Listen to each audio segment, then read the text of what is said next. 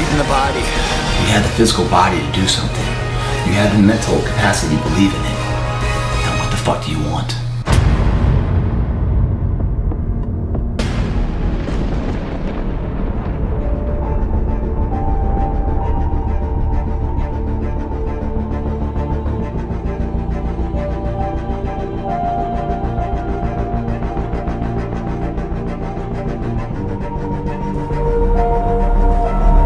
One question I get a lot, guys, man, how do you not burn out? How do you stay true to the course when that course could be 5 years, 10 years? How do you stay true to the path, man? Well, there's a real quick answer to a very complicated question. You don't burn out mentally because you always burn out physically. When you guys burn out physically, you push your current limitations to a new barrier, do you not? You hit failure and you go beyond. You force your body to create demand to grow even more. By burning out physically, you ensure that you grow physically. If you don't burn out physically, and even though you go to the gym, you put your time in there, you check the box, yeah, I went to the gym, man, all good. You come back around, you look in the mirror, man, I'm not seeing anything, I'm not seeing any changing, no. Well, because you haven't pushed yourself for your body to have a reason to change. If I gave a valiant effort to something, day in, day out, I saw no change, I'd probably quit too. But the reason why you're quitting, man, the reason why mentally you're burning out is because you're not burning out physically. It's that mind-body connection of invincibility when you sync them up, guys. Every transformation always gets worse before it gets better. It's supposed to be that way. The journey you're embarking on here with MFT 28 is not an easy path. It's not for the ill-hearted or the weak-natured. It's for the strong people. And before you embark on this journey, mentally, you have to prepare yourself for it, knowing it's going to get worse before it gets better. When you embark this journey, you must know that it's going to go down before it comes up. But when it comes up, it's going to go so much higher than you've ever been. Sacrificing today for tomorrow's betterment. If you're a guy that's just working out for the first time in this program, you hit a couple workouts, you're going to feel this soreness you've never felt before. That's the DOMS effect. Delayed onset muscle soreness. It's supposed to be that way. It means you're using muscles you haven't used before, your body's waking up. Sharpening your arsenal for perfection of what you can be. But if you didn't know that, mentally, you didn't prepare for that, you think something's wrong, maybe it's time to stop. No, it's time to move even further. You have to be equipped mentally to endure this process. Knowing what you're about to go into is step one. Knowing it's an uphill battle, but a winnable one and one that's achievable. And at the end of this race, guys, you're gonna be more capable. The first step, guys, is knowing it's a tough road. But through that effort, builds the character of the person you wanna be at the end. Accept that. How else do we stay on track? We document everything. To know where we are, guys, we must first know where we've been. And when we hit plateaus in our current day, the key to success, to break that plateau, is in our past. You take a picture of yourself on day one, you put it on the mirror. That's who I'll never be again, that's day one, say goodbye to him. Behind that picture, you write down your weight, your height, all your information, your body fat, tape measures around your arms, your waist, your thigh. Record where you've been. Because when the struggle gets hard and you feel like you're not going anywhere, you go back to that day one and remeasure, go, it's working. How about them apples, man? I'm on set, I'm on path, I'm actually achieving something. It gives you confidence to continue the journey. Record everything, what you eat, your training habits, how you feel. But don't do it alone, get a partner.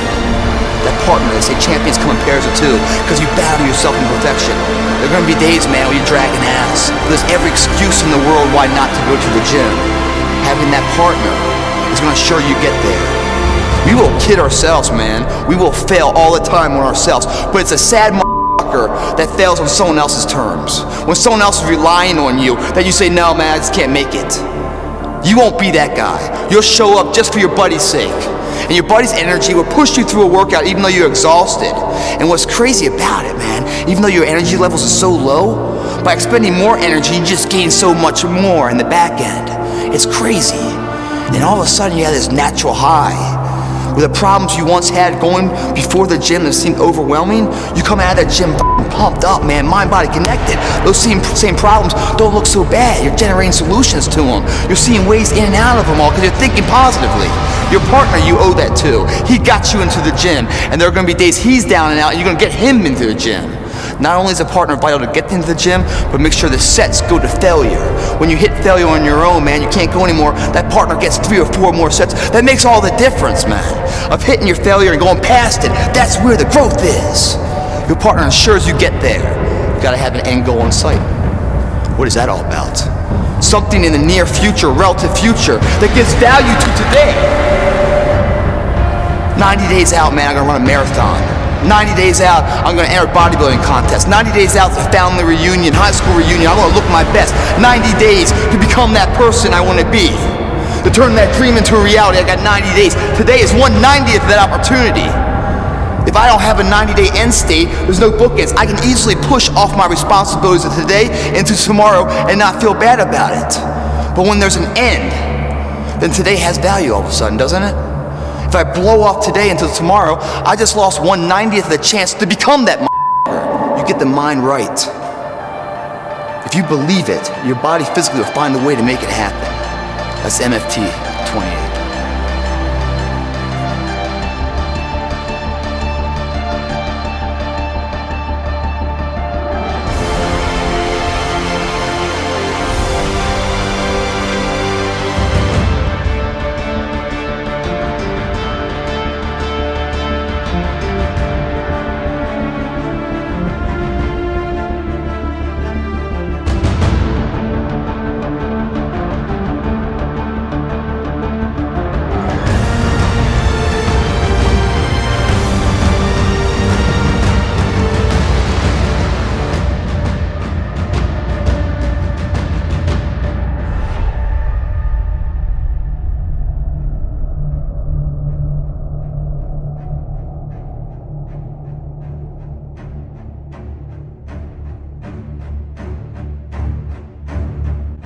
Why are you guys watching this video right now? You guys ask that question to yourself. MFT didn't find you. You found MFT. The reason why you found it is because there's something about your life that's got to change. Something that's deficient, that's no longer suitable for your course of action. You've hit the wall someplace, you've looked in the mirror too many times and haven't smiled. You want to change the situation, move from where you are. The journey is not easy. Before you start that journey mentally, you must fuel yourself with the right reasons, the right fuel to sustain the entire journey. Everyone's hot off the start, but after a month or so into it, or a couple weeks into it, with the wear and tear and the grind starts to hit you, you start losing focus on the horizon, do you not? You get caught away in the daily hiccups, the ups and downs, and the wear and tear. And you focus on the speed bumps and the daily activities, losing sight of the true purpose. When you lose sight of the purpose, you give too much value of what the pain is today. We always invest today. Sacrifice today for tomorrow's betterment. But if we don't know what that betterment is, the want factor of what we're really doing it for, we can't win this war, guys. In order to be successful in the MFT program, or in life in general, it's the want factor. You have a capable body to do whatever you want. You have a sound mental, nutritional diet.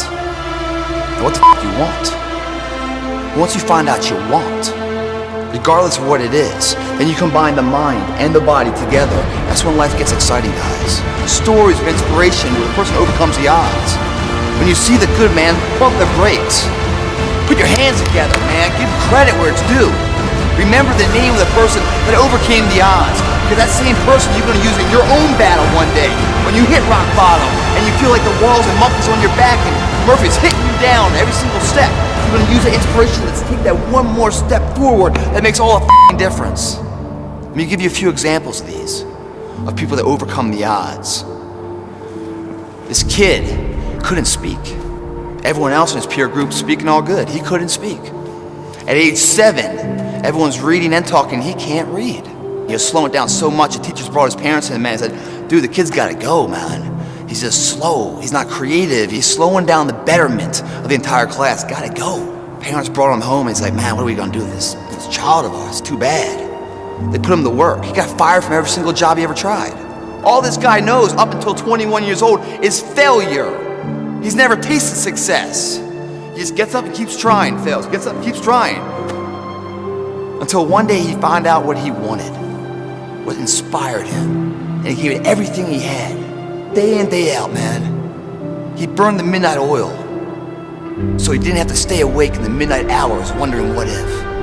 This guy tried something 1,093 times before it was successful.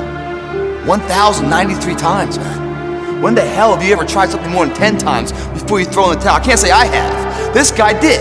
And why? That was what he wanted. How was it nourished? Failure. Everything failed in his life. So when it failed the 1,000th time, it's like, well, f it, man. It's an average day. It always fails. I keep on going, but it eventually got smarter and quicker. That failure made it more and more successful. It's getting closer and closer and closer. And finally, the light bulb lit. That was Thomas Edison, man. Failure, dumbass, his entire life. Hit over another 1,000 patents, man. Remarkable. Couldn't speak at 4. Was written out of class because couldn't read at 7. Kicked home, getting mentally challenged. One of the greatest inventors of our time. We all fall down in life, guys. The question is, who gets back up? Again, it's not the potential of the individual. It's not the genetics. It's the perseverance. The never say die attitude. If you constantly keep throwing shit against the wall, eventually something will stick, guys. Never give in to what you want. When you find out what you want, and you combine that with a sound mental diet, a visual nutrition, a physical diet of good food coming in with good exercise, you build the body, the belief, the confidence. You put that together with a want and a drive, dude, you're unstoppable. Your name will forever be in history. If you do it though, because it's hard, it's an uphill battle.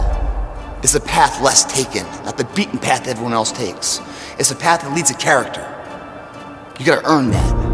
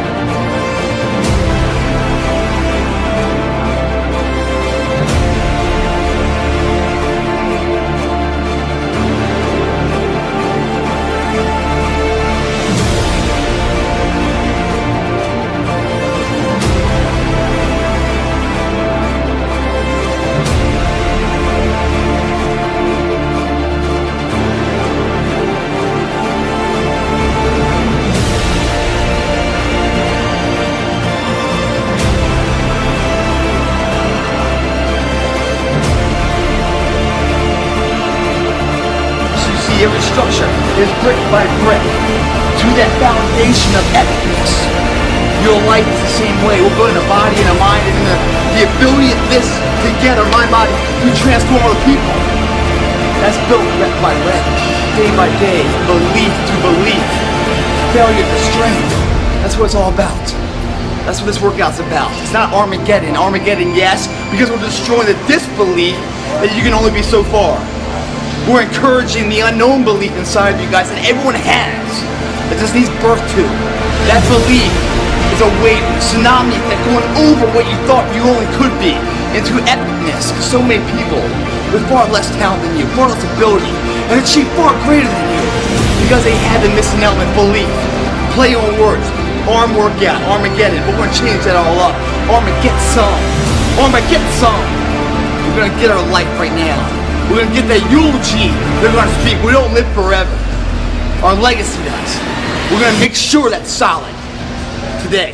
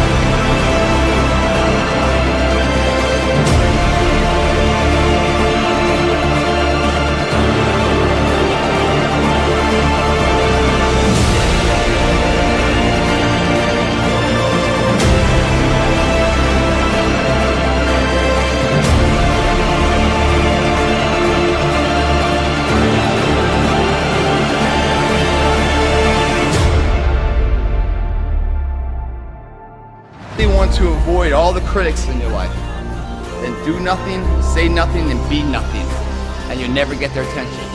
But if you are something, and you're doing something, and you become something, guess what? You get their attention. And that pisses them off, because they can never be what you are now.